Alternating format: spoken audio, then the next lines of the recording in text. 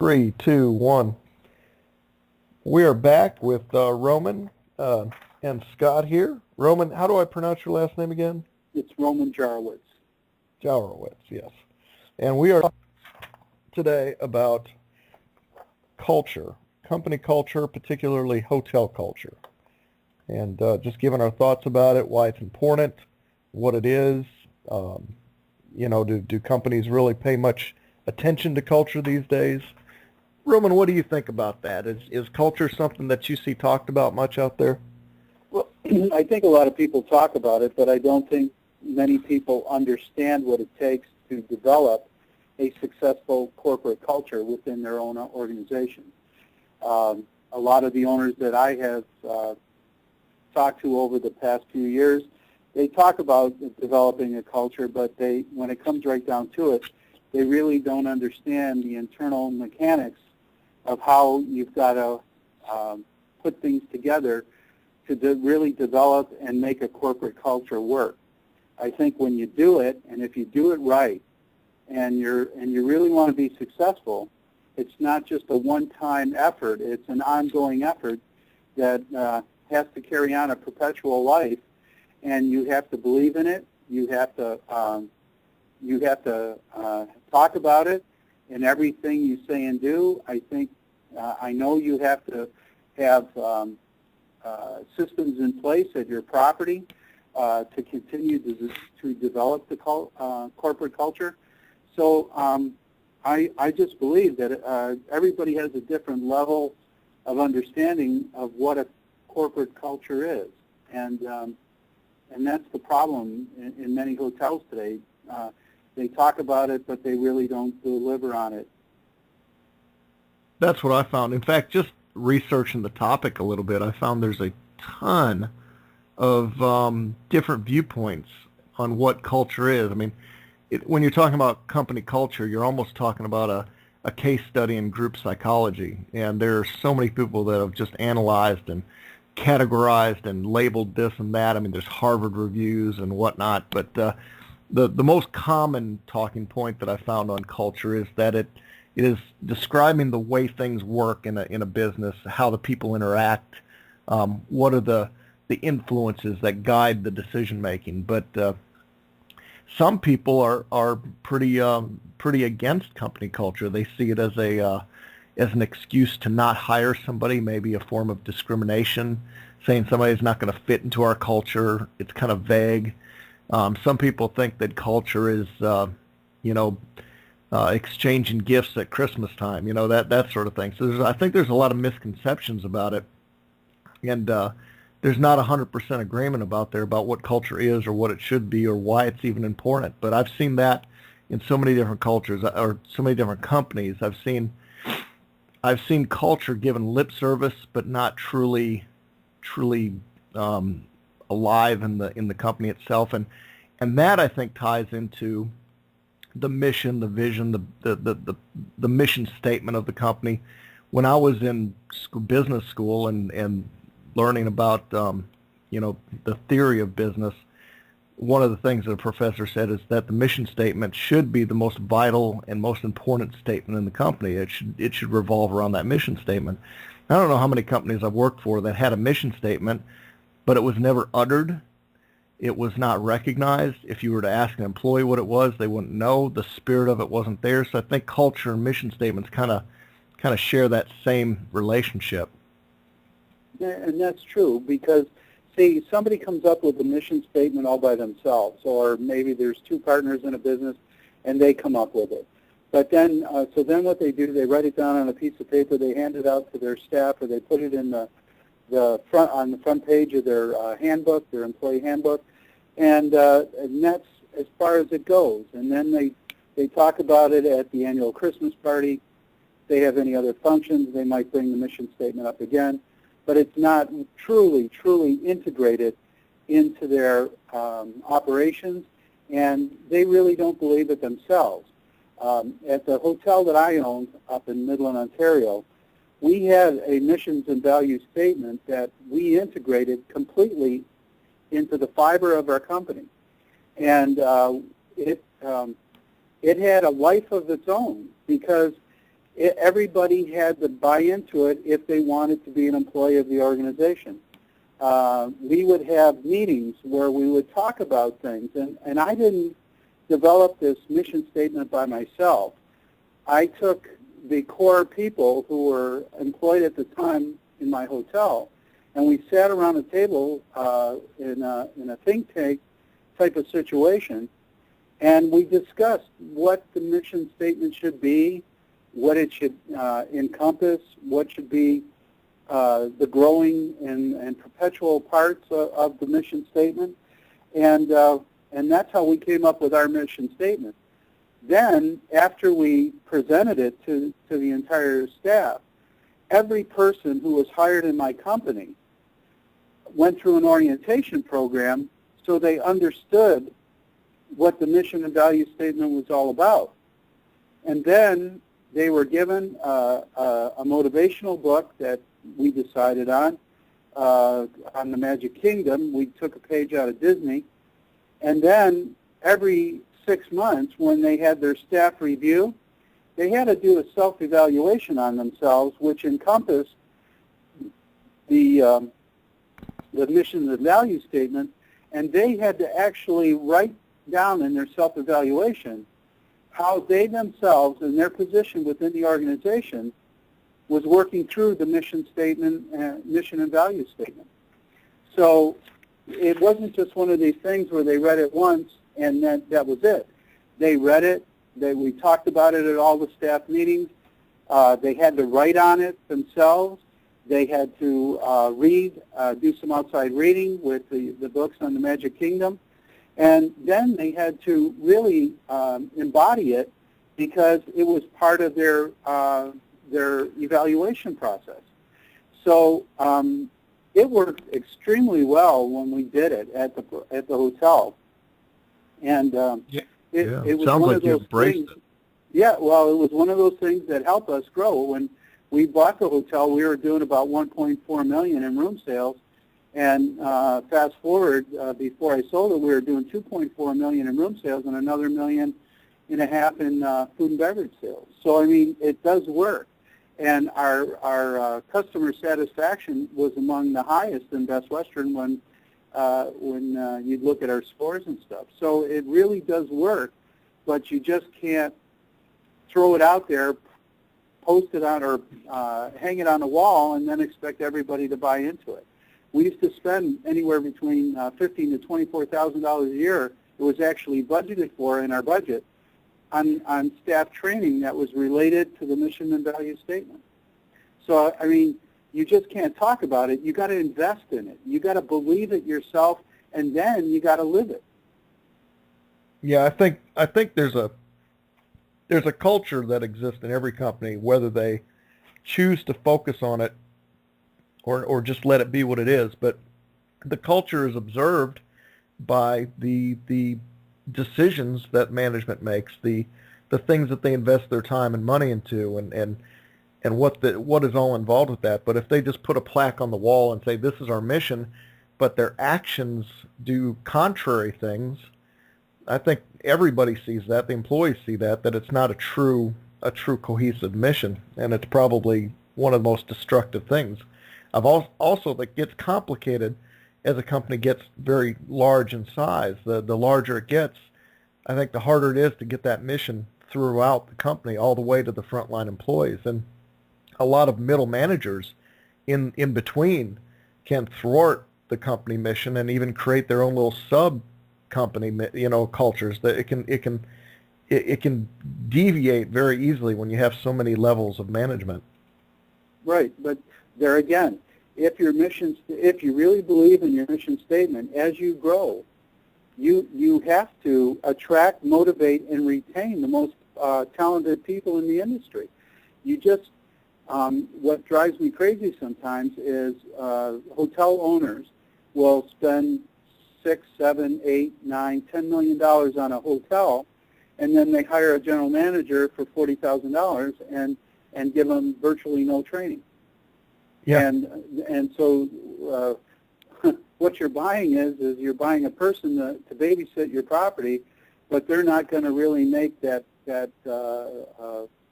property grow and become profitable. Because if you leave it to that individual and they don't have any direction, and you don't continue to develop that culture, then it's going to go the way of the dinosaur, and you're going to end up losing revenues in the long run.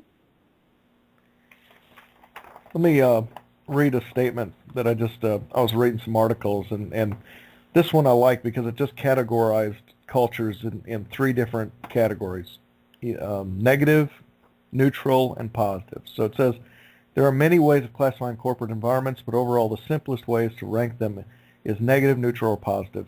A label of negative usually means the workers do not feel comfortable, acknowledged, or supported.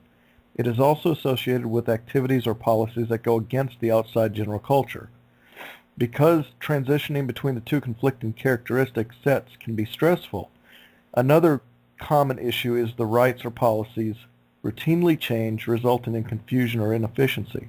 This type of environment may lead to both indirect and direct conflicts with employees. Neutral means that the business neither supports nor hinders its employees. Productivity and subsequent market share are not impressive, but are high enough to allow the company to continue. This type of environment often occurs because there is no clear leadership. Companies with positive corporate culture, they tend to see employees as their most valuable asset. They have clear objectives and push employees to meet them, but they are sensitive to personal and group needs. Collaboration is the hallmark, with employees often demonstrating high productivity and company loyalty. I like that little statement because it really does. I've experienced all three. In my worlds, I've seen horrible cultures where employees just hated being there, and the turnover was horrendous. And I've seen the neutral, and I've seen the very positive, and I've seen it work in such a positive way. Retention is lowered, and the genuine service is within the heart of each employee. In Midland, the hotel exists because of our guests and our customers. Without our guests and customers, this hotel is just a structure made of steel, bricks, and mortar. We, as a team of employees, must be prepared to provide each and every person who walks into our hotel with the highest level of quality service we can provide. We must be proud of ourselves, proud of our work, and the work we do, and proud of the position we hold within the organization. And then we defined ourselves as we wanted to be the best mid-sized hotel in the region. So then we went on to tell our people that the definition of best is a hotel which continues to grow in service, facilities, and room sales, a hotel that supplies quality products and outstanding service, a hotel that is clean from top to bottom throughout the entire complex. In addition, we must become outstanding corporate citizens. We must create an environment for our employees which makes this hotel an exceptional place to work. We will always conduct our business with the highest ethical standards. That was just the first part of the beginning of our corporate culture.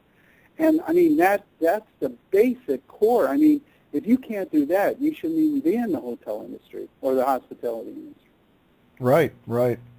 I've seen, it makes just complete sense that if an employee feels unsupported and just more beat down, if they feel like their only motivation is fear tactics and that sort of thing, it's hard to carry that enthusiasm about hospitality out to the front line.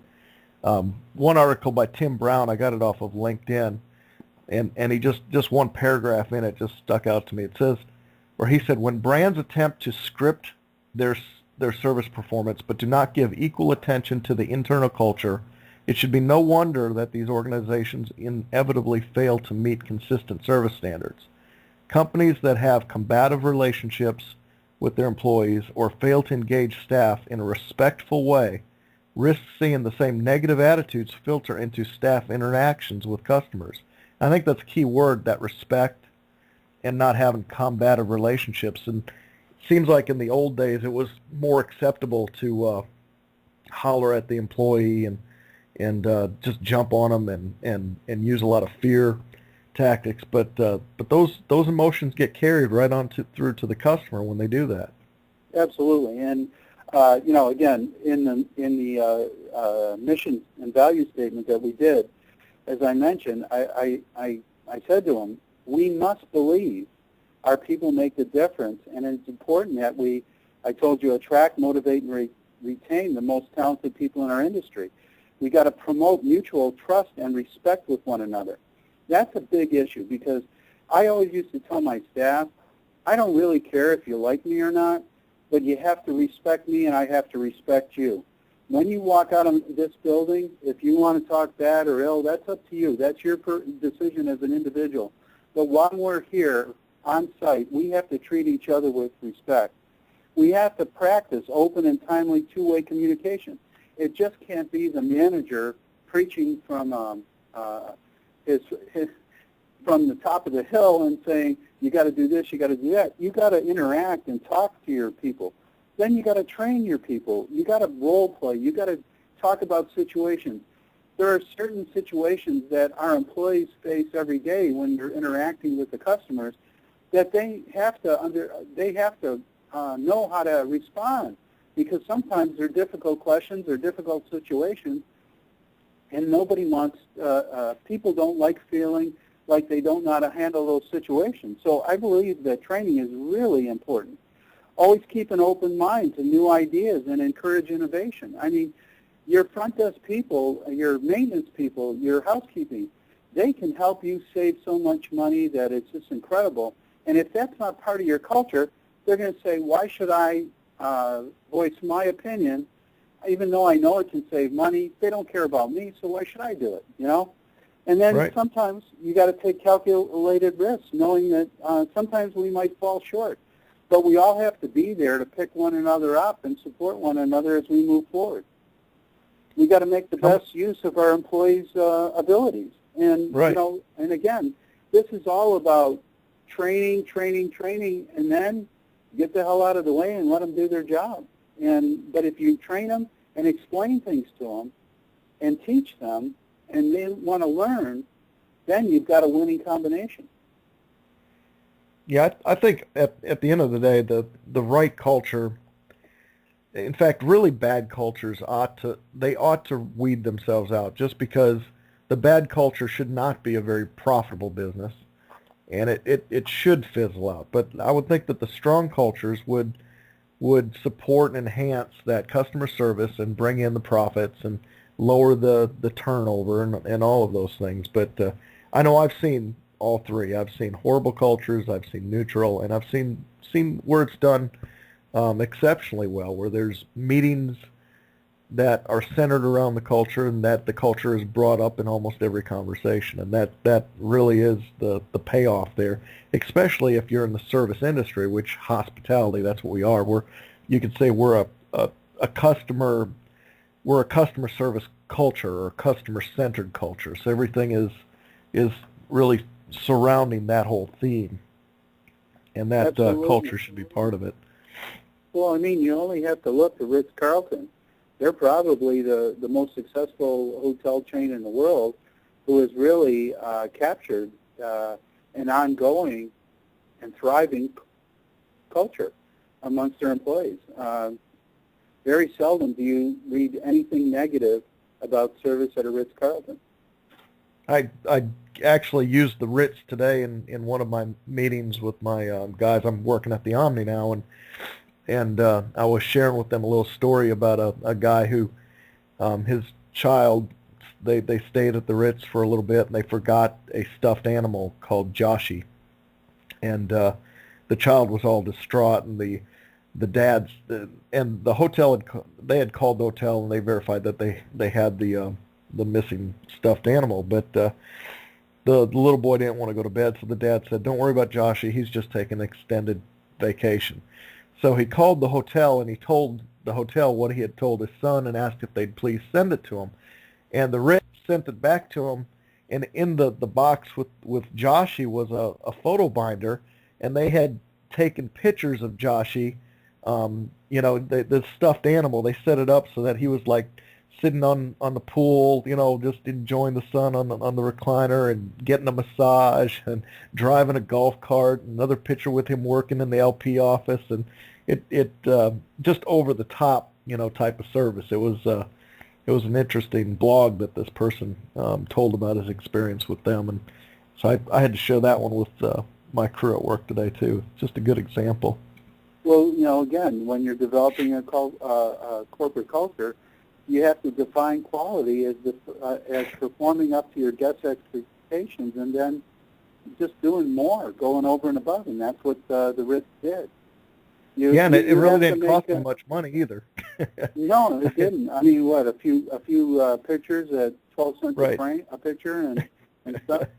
And see, the other thing is,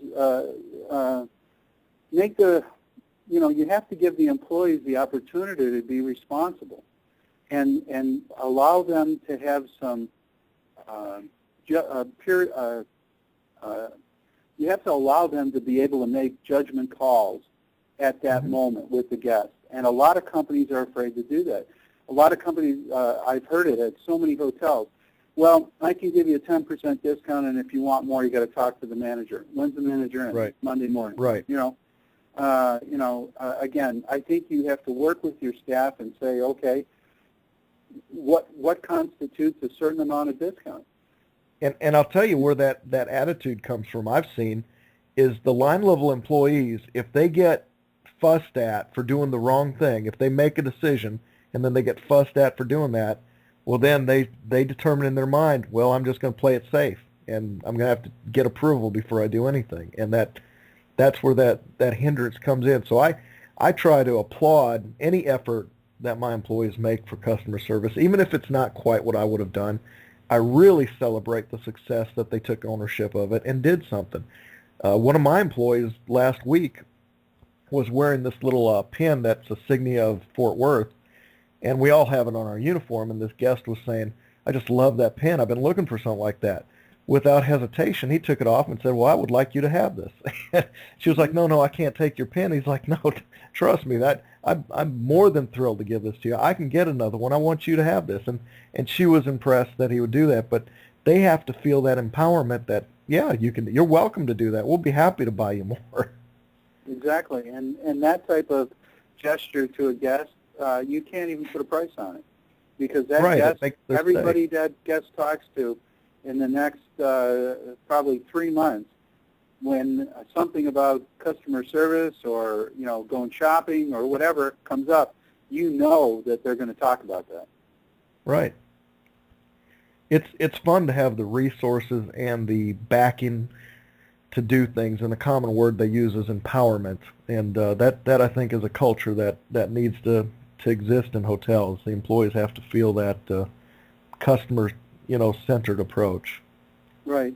And see, over the years, as an owner in my own properties, it's cost me thousands and thousands of dollars where I've empowered my staff to make decisions, and a situation came up, and they maybe gave away more than I would have, and I had to live with it. I never talked down to an employee for trying to make a guest happy, and if they did the wrong thing, in my view, we would chat about it in private between the two of us and how we would have handled it. If it was a situation that seemed to be a recurring thing, we'd bring it up at the staff meeting, and we'd talk about how we were going to handle it and how we were going to deal with it, so that, again, everybody had a full understanding of if this situation or something similar comes up, here's how we're going to handle it, and here's how we're going to deal with it.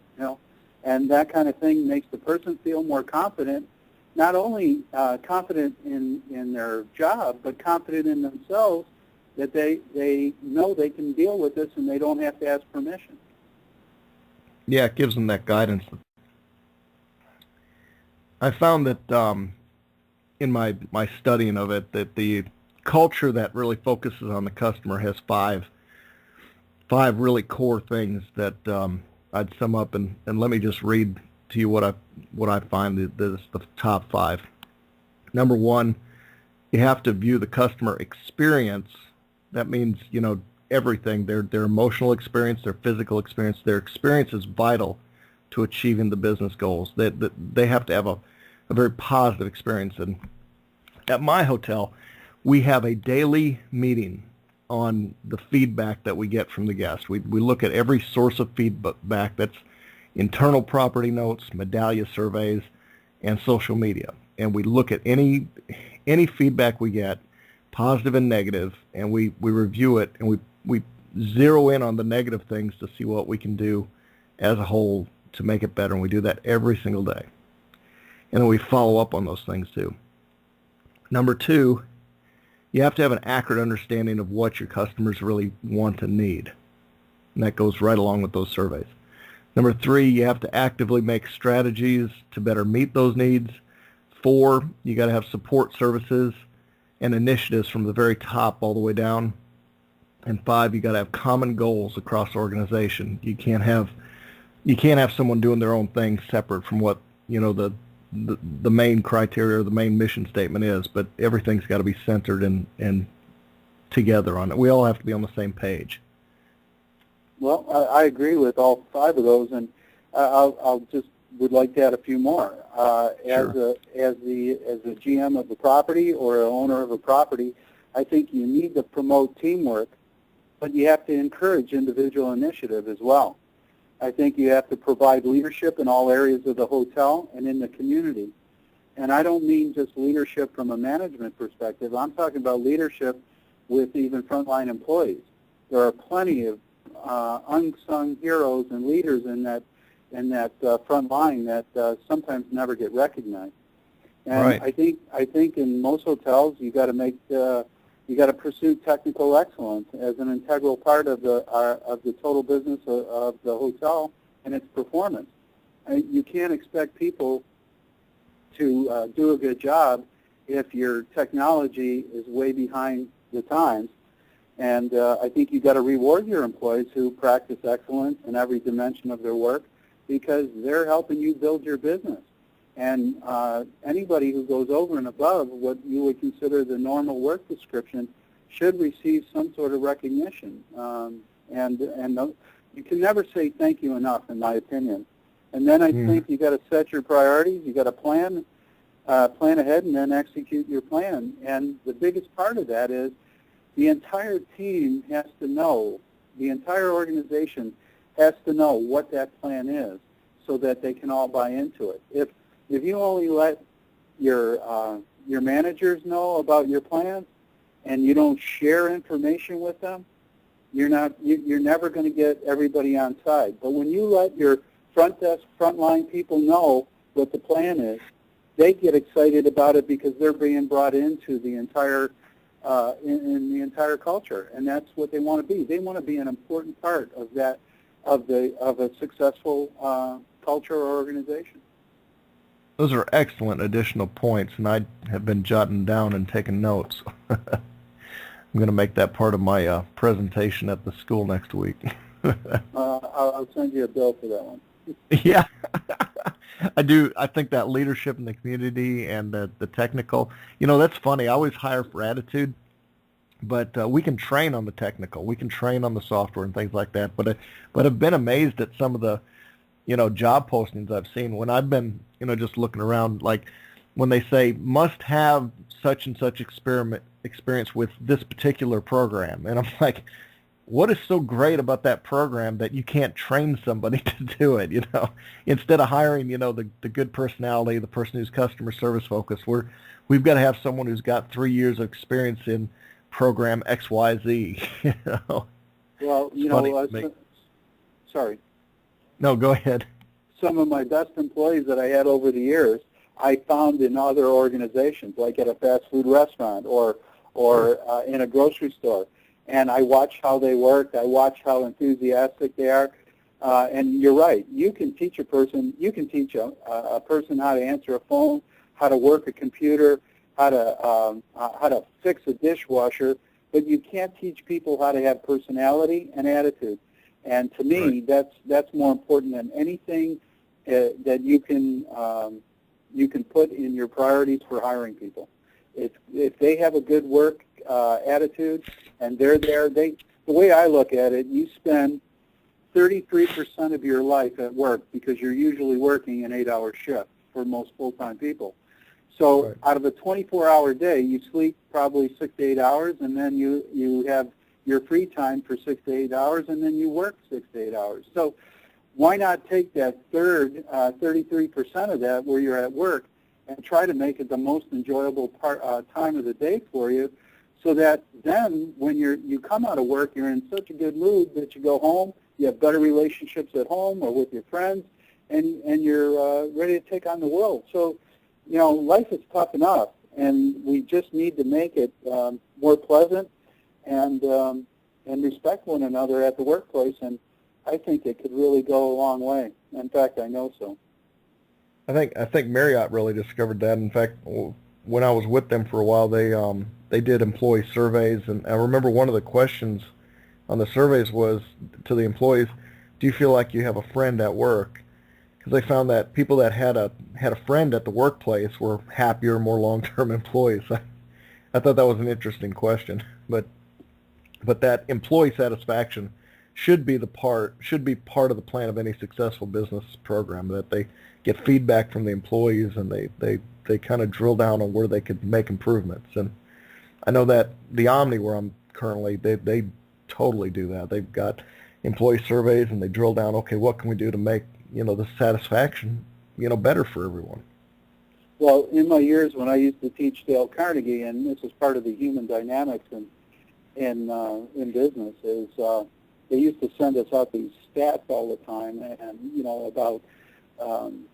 about people and on various things. And the one stat that always I remember so vividly was they, at that time, that's a few years back, but at that time they used to say that 15 million people go to bed every night hungry for food, but 4 times that amount go to bed every night hungry for love and appreciation.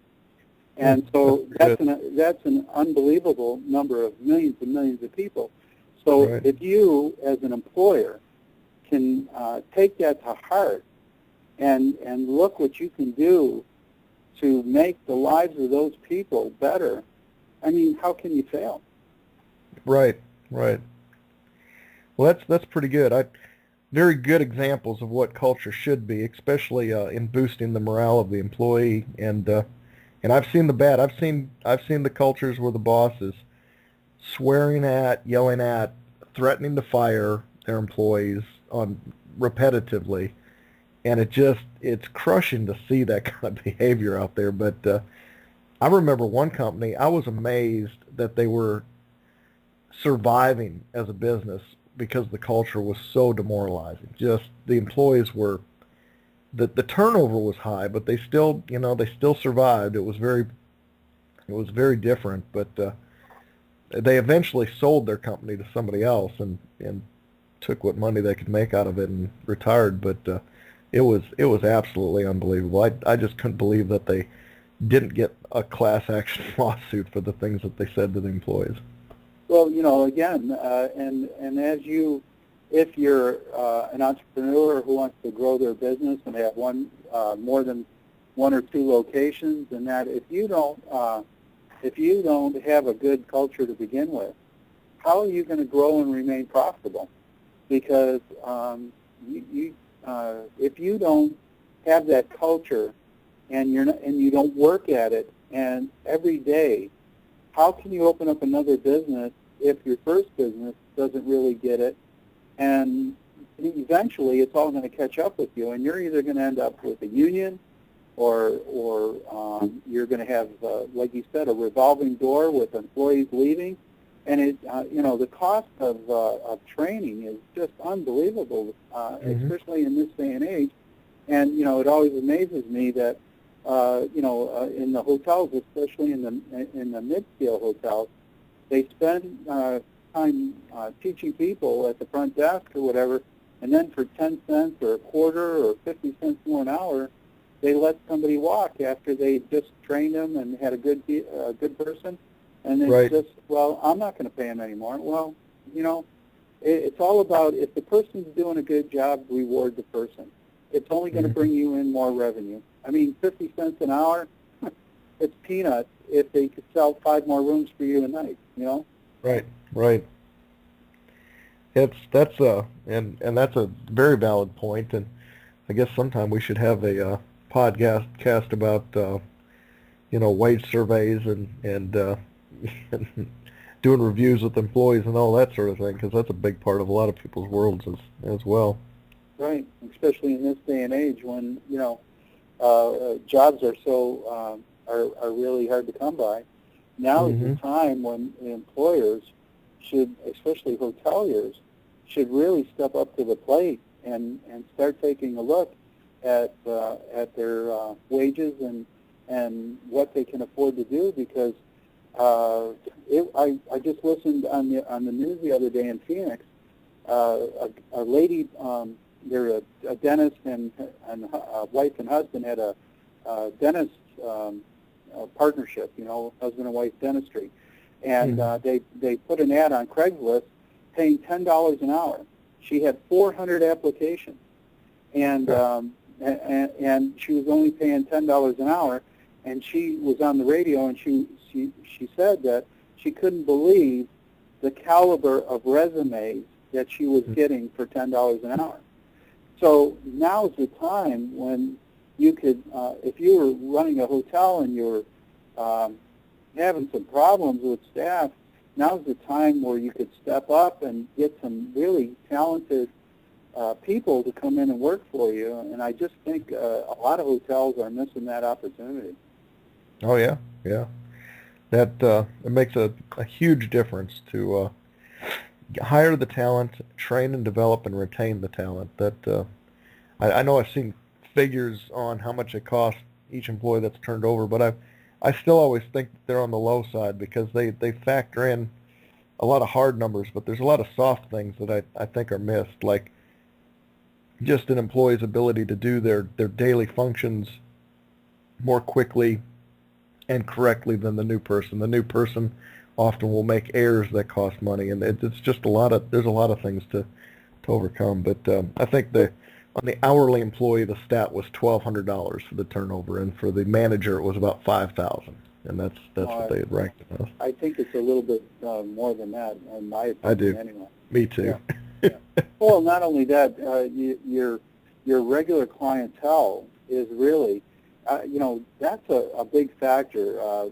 We had a small 60-room hotel in a small town in Kentucky, and my son ran it, and we increased our sales by $300,000 a year in the last 3 years, and probably the worst economy that we have seen in a long time. Yeah. And wow. of that business, that increase, 85% of our business, 80 to 85%, was repeat customers, because the town is not in the major, off of a major highway. It was more of a destination type, and so where were we getting our customers? We were getting them. We were stealing market share from the Holiday Inn Express and the Super 8, and customers would always say that they were receiving excellent service. So why wouldn't you take care of those people? Mm-hmm. Because exactly. It wasn't me that was there doing it. It was them who were there day after day dealing with the guests coming into the hotel. They were the ones who made the difference. So a lot of guests will come back to a hotel because of the staff that's there. They've grown to like that staff, and that's who they want to see when they come to visit. Exactly. And the TripAdvisor, we had a number of positive comments, and they'd always mention my son's name, Rigo and Shandy, that they were at the front desk, they took care of us, they enjoyed the baked cookies, the popcorn, all of the kind of stuff, that just a little thing that make all the difference in the world. And that's all part, again, of the culture that you're embracing at that point in time. Makes work fun too. I get a little bit of a thrill just seeing the responses from the guests and seeing the interaction with the employees. It's makes it worthwhile. Yep. Well, I think we've had a good conversation about culture. I'm hoping that I'll have just as good of a conversation with the class that I talked to this week about culture. I don't have much else to add to it. Do you have any other closing remarks or any No, other? I think we covered everything that Yeah. you can. I mean, it's really up to the individual owners more the owners and the managers, senior managers, on how they adopt and integrate their culture among their employees. And like I said, I really think you have to bring everybody into the fold, and you all have to talk about it and then come up with a plan and then execute the plan. And you've got to believe in that plan, because without the belief, persistence and just because I've watched a lot of companies, they'll go out and they'll spend $2,000 or $3,000. They bring in an outside person. They use all the tools and everything, and then all of a sudden that person leaves, and the facilitator leaves, and then that's the end of the exercise. Nobody does any follow-up. Nobody does any. There's nothing integrated into their systems. It's just like a small shot in the arm, and thank you very much, and see, we're training you. But they don't really understand or embrace what they just tried to do with their staff. I saw a company try to do that. They brought in the lecturers. They brought in the follow-up. They did a lot of things, but what they didn't seem to grasp was that they were asking their employees to go through all these check marks, but they weren't really giving them the time required to do it. So people were kind of rushed through the training modules, rushed through certification tests, rushed through. I mean, there was no break, and so instead of really absorbing the message, the employees were resenting that they had this workload that they still had to take care of, and then all these hours getting added to them, and they weren't able to get it all done in a day. So things were getting shortcut left and right. Now, I've seen that attempt. It was a worthy attempt, but they didn't build into it the structure for them to do it properly. But you got to remember what I said in the beginning. I used to budget anywhere between $16,000 to $24,000 a year, and part of that was wages and people's time that I knew would be involved in meetings or going to training sessions or doing whatever they had to do. That was all part and parcel of the program. You can't expect to make money if you're not willing to invest money into your people. And I watch people throw money away. That's why I really believe you have to have a systematic program in place that you all believe in, or a core of your employees believe in, and then through a lot of hard work and determination and the leadership amongst everyone, you can make it all happen within that hotel or hotel group of hotels. I know I've made a commitment to try to give a little 30-second or minute plug or tie into company culture in every single stand-up meeting that we have, to just kind of circle back to, this is our culture, this is why we do it, to emphasize it, or just maybe to read one of the statements that we have, because we have a lot of verbiage on what our culture is, and it's just the reviewing of it that gets it in everybody's minds. Well, again, I don't think you can ever over talk about developing a culture. And sometimes you can sit down and develop a culture, and does that mean that culture is going to stay in place for the rest of your organization's life? I don't believe it should. I think you've got to re-examine almost annually how that your mission statement, your values have changed. What things have you done really well? What things have you not been able to accomplish? And then take another look at it. And I don't think you just put that mission statement on the wall and leave it there collecting dust. I think it has to be a living, breathing, working document that is self-perpetuating as you move forward in your business or operation. It needs to move forward with you. Right. And, that's a very good point. Culture can adapt. Yeah, culture can adapt. The business goals can get modified and changed. You might need to to course correct here and there. So that's a good point. There's nothing that says the culture today isn't changeable, or a little bit, it might tweak a little bit here and there. So that's good. Well, I mean, all you have to do is look throughout history. The cultures, that didn't adapt and change are the cultures who went the way of the dinosaur. Right. Need to be able to embrace the changes where needed. That's an excellent point. Yeah. I need to make a note on that. Yeah. No, I think business is a lot. If you take a look at history and you look at business, history and business have a bigger connection than most people think, because all our businesses go through cycles. History goes through cycles. I mean, it really is a lot closer in comparison than people would want to think. And I think if you study history at all, I think you can become a better business person as well. That's true. I can see that. Well, I've taken a lot of your time tonight, but I appreciate all your comments on this, and it's been a great conversation about culture. With that, I guess we can conclude, and look forward to doing this again with you sometime. Okay, Scott. Thank you. Thanks, Robin. Bye.